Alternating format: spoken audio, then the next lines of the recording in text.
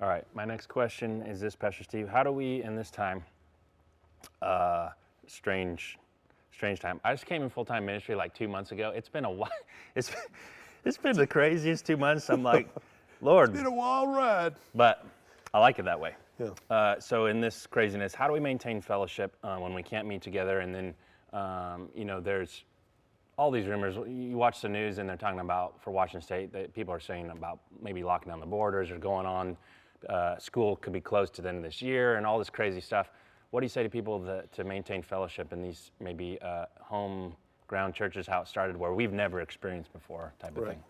Well, the lockdown is basically 10 or less, and so if I had a Bible study that had 10 or less people in it, I'd continue the Bible study and be real careful about sickness and that kind of thing. If they want to lock it down to just staying in your home for a period of time, I'm amenable to that. For the good of the community, and so I keep that in mind. But you guys, we live in an age that's awesome, because you can FaceTime anybody. Yeah. And you can do Skype with anybody. And there's I don't know what the Google app is that you can use. I use a Google phone, and so there are these Facebook.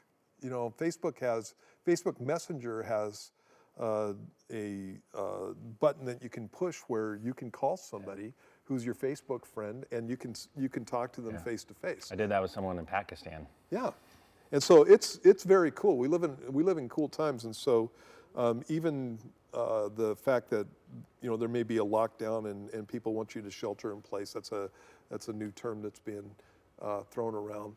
Well, it's not going to be forever, and so I can still have fellowship with people who are around me if they'll pick up their phone, And so if I want to fellowship with my wife over the phone, I don't expect it to happen because she almost never picks up her phone. But my daughter picks up the phone every single time.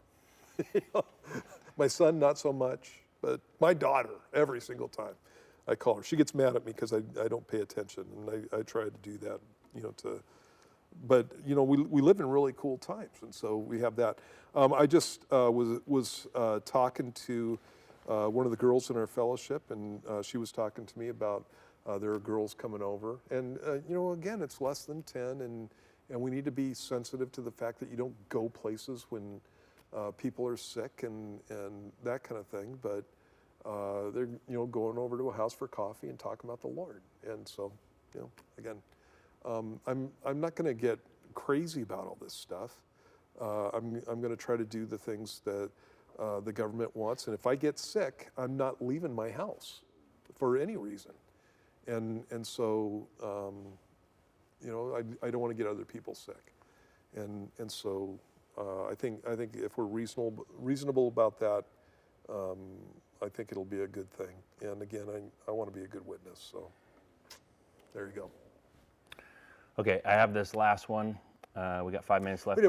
By the way, you guys, again, we're doing Facebook online, and we're doing YouTube online, and YouTube Live and stuff like that for church services. And if you got a bunch of people, less than 10, and all of that, who'd like to come over to your house, and you're staying 6 feet away, and that kind of thing.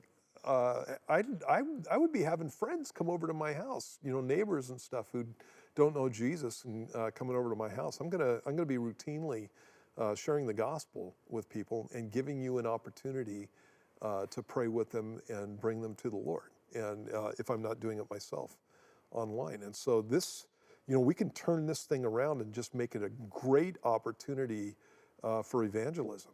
Lots of people are afraid, and like I said at the beginning of this whole thing, they have reason to be afraid. This is the only life they've got, and so we can use this to reach out to people and bless them and bring them into a relationship with Christ. So, Absolutely. yeah.